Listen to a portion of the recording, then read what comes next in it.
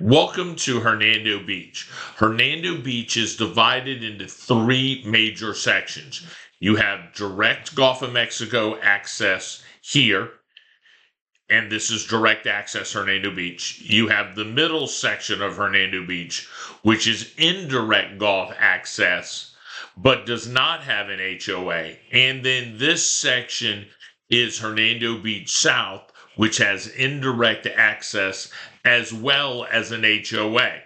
So let's go back and review the sections and why it's important.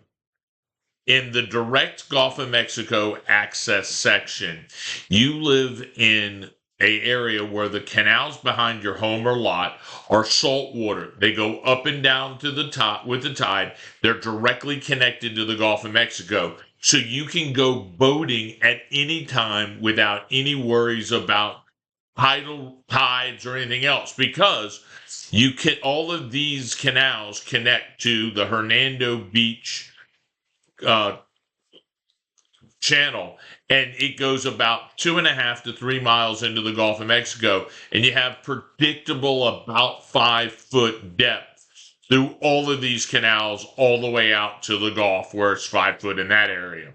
Okay, what's great about Hernando Beach direct access is there is no HOA. You only have to follow county codes. County codes allow you to run an Airbnb. They allow you to park your boat in your yard. They'll allow you to park your RV in the driveway. It allows you to have sheds. It allows you to do most of the things that people want to do.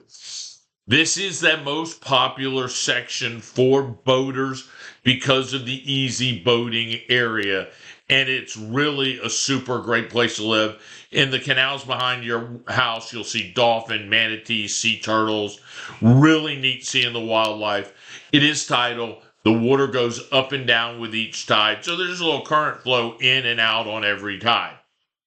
Now, middle Hernando Beach, this section right here, is indirect Gulf access, meaning to reach the Gulf of Mexico, you have to go to over a boat lift that's right here. It's a transition between saltwater and freshwater. All of these areas are freshwater canals. They're blocked from access and tidal flow by a seawall right here.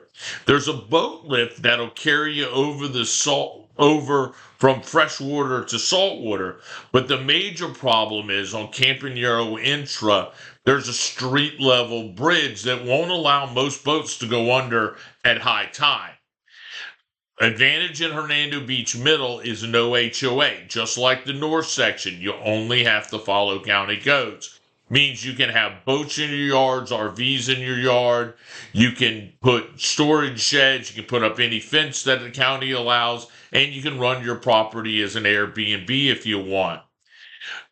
In Hernando Beach South, which is this section here, this is a heavy HOA deed restricted community that has indirect Gulf access, meaning these people still have to go through this boat lift to get to the Gulf of Mexico.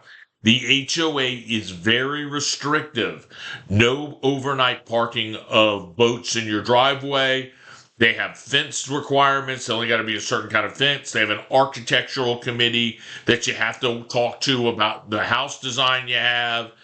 It's a pain in the butt to live there. I know I lived there for a year, and they basically ran me and my wife out when they sent us a letter about weeds in our yard. And that was just too much for us.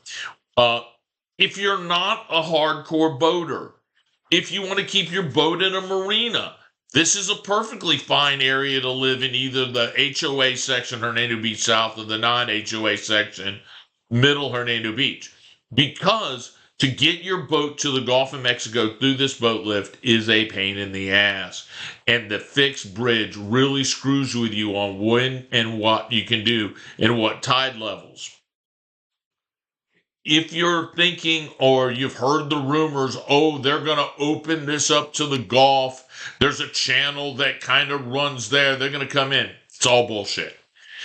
The channel in this area was blocked off from direct Gulf access by the Corps of Engineers and the Environmental Protection Agency for the state of Florida and federal government. What created Weeki Wachee Preserve blocked this area from ever having direct Gulf of Mexico access.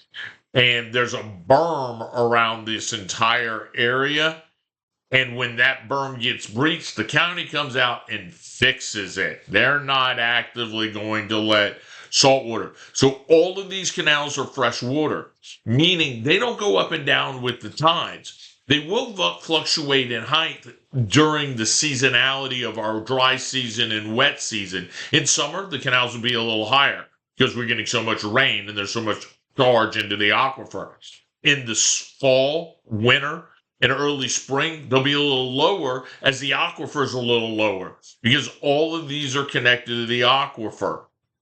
There are underground caverns and caves that run out into the Gulf of Mexico, so you will see saltwater fish in this environment because they're swimming in from the Gulf underneath the caves and popping up in these canals because all these canals were dug for lime rock. You can see all the old lime rock pits here.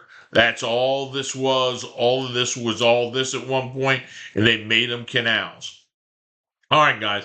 My name's Greg Clecia, so I hope you enjoyed this explanation about the various sections of Hernando Beach. If you have any questions, you'd like to talk to a real expert about finding the right house for you in Hernando Beach, give me a call at 813-394-4356. Have a great day. Bye now.